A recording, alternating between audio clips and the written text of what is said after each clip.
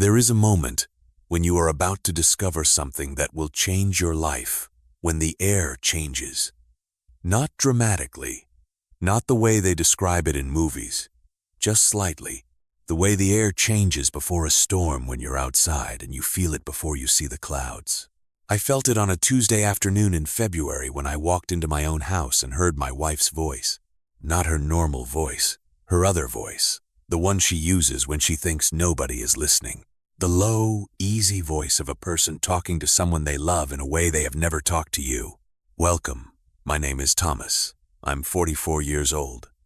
I have been married for 16 years to a woman named Angela. We have 3 children, a boy who is 12, a girl who is 10, and another boy who is 7. I coach Little League on Saturdays. I have never missed a school play. I have done, by my own honest accounting, the majority of what a husband and father is supposed to do.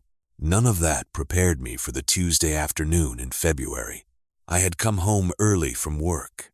Nothing dramatic, a meeting had ended early. I had no afternoon obligations, and I had thought, genuinely and without any ulterior motive, that I would pick up the youngest from school myself and surprise Angela by being home for dinner at a reasonable hour for once. I came through the back door, which I use when I'm coming from the garage. I came through quietly because I intended to surprise her. She was on the phone in the kitchen. She had her back to me. She was speaking in that voice. She said, I know, me too. Tomorrow, same as always. I'll figure out dinner. He won't notice. She said those last 3 words, he won't notice, in a tone of such comfortable certainty that I understood 2 things simultaneously. The first was that she was talking about me. The second was that the comfortable certainty was well earned. She had been doing this long enough that my not noticing had become something she could count on. I stood very still. Then I backed out of the kitchen the way I had come in. I went to my car. I sat in the driveway of my own house for 20 minutes.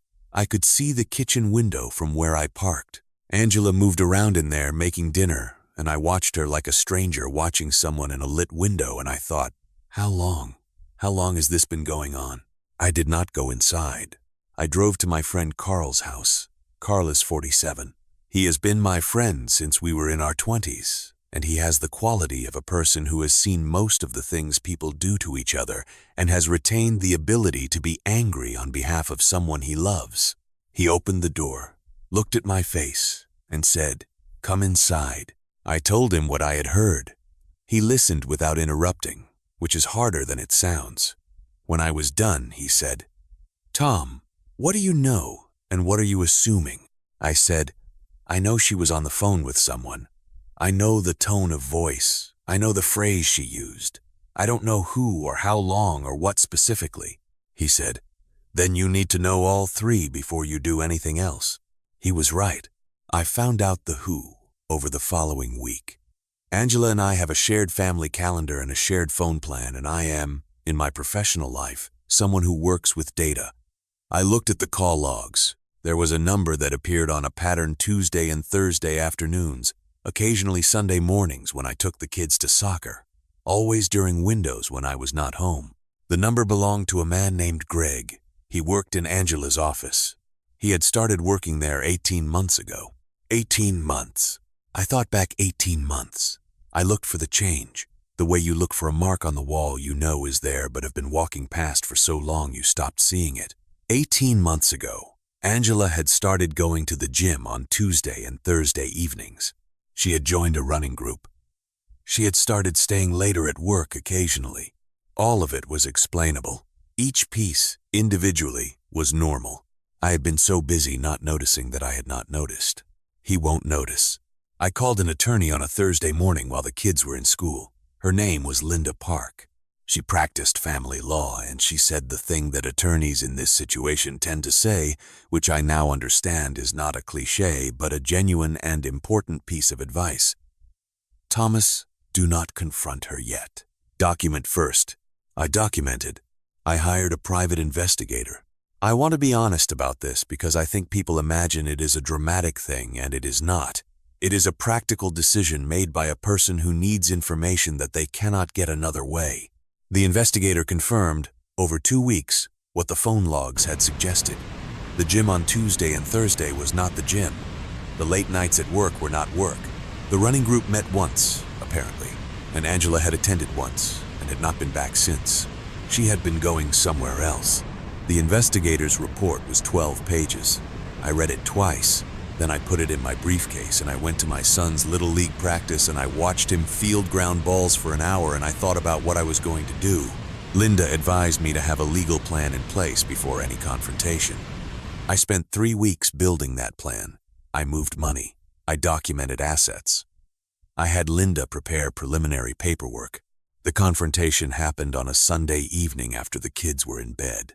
I put the investigator's report on the kitchen table. Angela looked at it.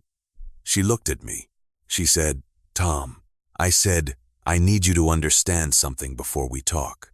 I have known for about 3 weeks. I have spent those 3 weeks talking to an attorney and a private investigator and a financial advisor. I have documentation and a legal plan. I am not telling you this to hurt you. I am telling you this because I want you to know where we stand before we decide what comes next." She picked up the report. She put it back down.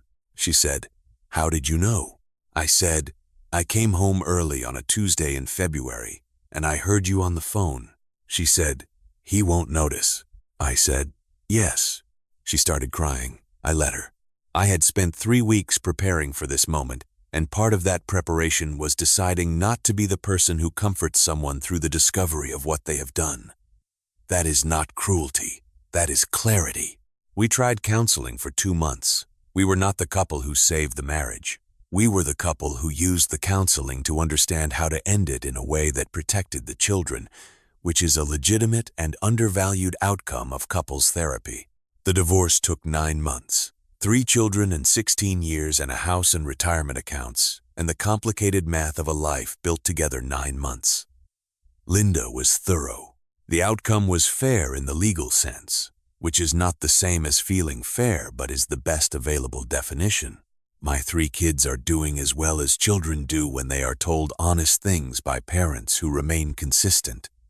The 12-year-old asked me once if I was angry. I said I had been. He said, "Are you still?" I said, "I'm working on that." He said, "That's a good answer." He is 12. He is already better at this than most adults. What I want to say about the Tuesday afternoon in February is this. The air changed. I felt it. And for the first time in my adult life, I listened to the feeling instead of explaining it away. That is the thing I am most grateful for. Not the investigator's report. Not the legal outcome. The fact that I listened to the change in the air and I backed out of the kitchen and I did not ignore what I had heard. You cannot fix what you cannot name. I named it. I want to tell you about the conversation I had with my son, the 12-year-old, about 6 months after the divorce was finalized. We were in the car. We drive a lot together. He plays travel baseball and I am the one who takes him to most of the practices and all of the games. We have had more real conversations in cars than anywhere else. There is something about not having to look at each other that makes it possible to say things. He said, "Dad, why didn't you say something sooner?" I said, "What do you mean?" He said, "When you knew something was wrong, why didn't you say something to Mom sooner?" I thought about this. I said, "Because I was being told that what I noticed was the problem, that my noticing made things harder. And I believed it." He said, "Why did you believe it?" I said, "Because when someone you've been with for 16 years tells you that your perception is off, you tend to believe them. Because the alternative that they are the one who is wrong is uncomfortable in a specific way." He said, "More uncomfortable than being wrong about your own perception?" I sat with that. He is 12. He asked a question that I had spent 18 months in therapy working toward. I said, "Apparently, yes. For a while, yes." He said, "That doesn't make sense." I said, "I know. That's the thing about being inside it. You lose the ability to see how little sense it makes." He said, "I'm never going to do that." I said, "I hope you don't. And I want to tell you something important. The way you protect yourself from it is by taking your own noticing seriously. Not obsessively, not without examining it. But seriously, your perception of a situation is data. It deserves to be treated as data. He thought about this for a minute. Then he said, "Is that why you document things? For your job?" I said, "Yes, exactly that." He said, "So you knew how to do it. You just forgot to do it for yourself." I said, "That is a very precise way to put it." He said, "You should write that down." I didn't write it down. I'm saying it here instead. The thing about he won't notice is that it requires the person not noticing to cooperate, to accept the explanations, to turn the noticing back on themselves. Angela did not engineer my cooperation. I gave it because I had been told, repeatedly and plausibly, that my noticing was the problem. And once I had accepted that framing, I became the primary mechanism of my own uninformation. Understanding this has been the most useful thing I have taken from the experience. Not the legal outcome, not the resolution of the marriage, the understanding of how the mechanism worked so that I can recognize it if I ever encounter it again. My 12-year-old figured it out in a car on the way to baseball practice. I am grateful to him for that. I am grateful I have a child who asks the questions I should be asking myself. That is the gift, buried in the wreckage. Thank you for being here. Subscribe if you haven't. I'll see you in the next one.